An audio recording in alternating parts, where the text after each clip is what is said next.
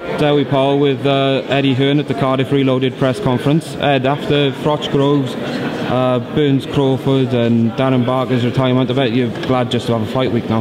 Yeah, I mean, I'm buzzing because a lot of people wanted us to come to Wales, and it was a concern because we've been here before and it hadn't worked. And I think when Lee Selby last boxed here, not with us, I think it was 400 or 500 people in the new, less, so to sell out an arena with Selby, and Selby is the draw here, but also you can't underestimate the other fighters, what they've brought to the table. But they told me Lee Selby couldn't sell a ticket. You take him around the country. I didn't sign him because he's a ticket seller. I signed him because he's an exceptional talent. So to have him showcased around the country, let people see, they've seen it, now they want to see it live. So to kick off the year with a sellout is fantastic. How do you rank the promotional job you've done with him? Because I was there when he was boxing in POWELL Millennium Centre, Newport Centre, and the shows are doing 400 tickets, 500 tickets. This must be one of your best. I think so. I mean, if we would have come here and it would have sold 1,500 tickets, I wouldn't have felt as though we'd done a great job with him. But I've got my ideas of how to promote a fighter, not just promote them commercially, but how to build their career. And I think we've done a great job for Selby. He kicked off, well, he fought Martin Lindsay. He wasn't actually our fighter then, but we won that purse bid. Then he fought in Blackpool against the Aussie. Then he boxed in Hull, which was a great fight against Simeon, and then he boxed at the O2. Now we've brought him back here, and you've seen a response. So in answer to your question, I think we've done a great job.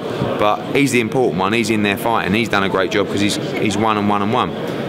He was a little bit stale in his last fight, but I think that's because he might have boxed too much. And I think this is what he needs. But now he's got it all in front of him. He's got the sold-out arena. He's got the big main event billing on Sky. Now he's got to perform. And not just perform, he's got to look sensational. He's got to have swag, he's got to have attitude, he's got to have personality, and he's got to be fantastic in the ring. Because this is his golden chance. There's a lot of pressure on Lee Selby. I know a fighter can't look past an opponent, but a promoter sometimes can. How many fights away from a world title is Lee? Well, however many, I can deliver world titles for fighters at any time. I've seen it time and time again. But I'm dictated to by the team. So if Chris Senegal and Jamie and Tony Borg and a training team when they're ready to push the button, I'll make it happen. But ultimately, once he wins this title, the European title, there's a lot of fighters above Rendell Munro pulled out of the opportunity to fight Lee Selby. So maybe one defence, and then I think look on to eliminators and final eliminators for that mandatory position. I believe he's going to be a world champion. I always have done, and that's ultimately why we got involved. We saw when Lee fought Simeon, he had not problems, but there was Simeon had success just through his pure volume, and Lee's only fought one southpaw before, and that was John Greaves. So Rendell Munro has got attributes to ask questions of Lee. I think he'll definitely ask questions because he's tough, he's game, he's experienced, and he's here to win. He has to win this fight, Rendell Munro, or probably pack it up. Against Simeon was a quality fighter. I think we probably went too deep in that fight too early. Simeon, it might have been better to go Ryan Walsh than Simeon, but Simeon was even better than we anticipated. He was number 4, I think, in the WBC. I think he was 16-0, something like that. But he was game. He had a great chin, and he kept on coming. Lee hurt his hand, I think, in the middle of the fight, and he wasn't able to punish him. But I think he had the tough fight with Martin Lindsay, although he won it comfortable. It was a long fight. Then he had the fight against the Aussie that was quite easy. Real tough 12-rounder against Simeon, and quite a tough 12-rounder against Walsh. So he needed a rest, and he didn't want the rest, but he got cut as well, and that helped me give him the rest that I knew he needed. And now he's back, he's fresh. But more importantly, he's got this in just down the road from his hometown, but a chance to become a big star in Wales. I said to a lot of these fighters, everything's right in front of you now on Saturday night. This is your golden opportunity. And if you're good enough, you'll handle the pressure, and some may fold under the pressure, of Saturday night. But he's got to go out there and be the superstar that we think he is. I won't ask you about every fight individually, but speaking of the whole show, it's probably the most evenly matched show I've been to. And what was you thinking behind that? Because you wouldn't really be surprised if any away fighter or any away I know I'm a fan as well, so I want 50-50 fights. And to be honest with you, I'm paying the bills, so when I'm paying a fighter, I want them to be in a proper fight. Believe it or not, there's nothing worse than a promoter than I've paid you your dough, and you've had an easy touch against some geezer who's gone over in the first round. I'm thinking, I can't believe how much I've just paid you for 45 seconds. I want value for money, just like any other fan. You know, so I want real fights.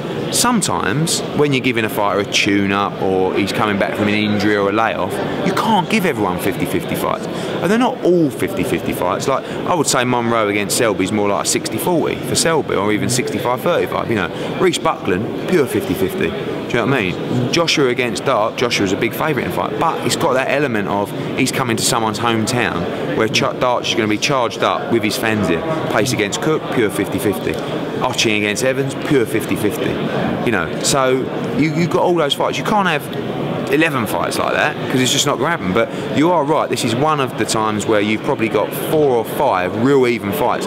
Look, I don't think anyone would be, I mean, people might be surprised if Monroe would win, but it wouldn't be like the biggest shock ever. If Buckland beats Reece, no one would be surprised there.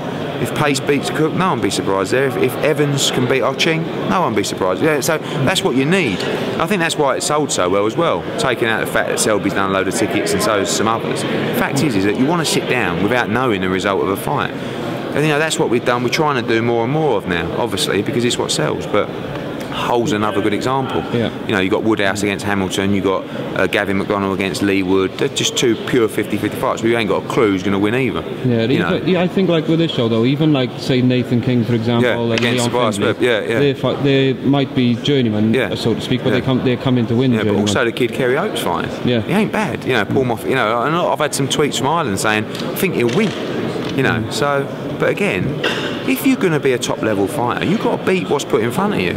And if anyone on this bill can't beat their opponent on Saturday night, they're not going to win major titles. If that makes sense. Do you know what I mean? Yeah. If Lee Selby can't beat Rendell Monroe, I don't believe he's going to become a world champion. You know, if Gavin Reece can't beat Buckland, he ain't going to win a major title again. You know, if Eric Ocheng can't beat Dale Evans, he can forget about changing for another British title. You know, so there's plenty on the line for all these people, and that's what makes it exciting.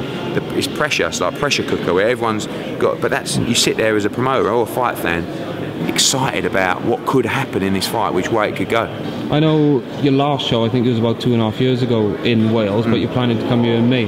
So you know, hopefully come here regular and build it up that way. Absolutely. I mean, I didn't promote that show. I was involved with the boxing, but I wasn't actively promoting. But I remember the show and I remember the numbers afterwards, and that hurt. You know, we'd done a lot of money that night, and that's why I was always reluctant to come back.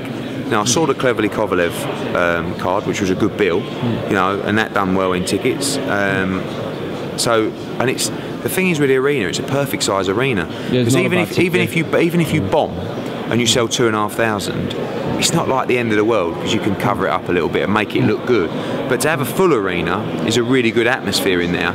So obviously coming back, you know, we're already planning to come back in May. We've penciled a date, you know, and touch wood, everyone gets through and we can do it all again. All right, well, we know you like your crisps. We don't have Welsh crisps, but we do have Welsh cakes. Oh, Welsh cakes? Yeah. Oh, lovely. What are these all about then? They're pre-dry. Is that a mince pie? They're pre-dry. They have raisins in them, but you've got. You're really selling that to me. Have them with milk. Have them with milk. They're really nice. Right. Welsh traditional cakes. Yeah, there's like you can get jam Welsh cakes as well, but they don't put them together. A little bit like sort of. Scones. Scones, yeah. Soft scones. Yeah. But cheers, mate. Look forward to it. Yeah. You know I like my food. Cheers for your time, and well, we hope Saturday. Yeah, thanks for your support. Come back. Cheers, mate.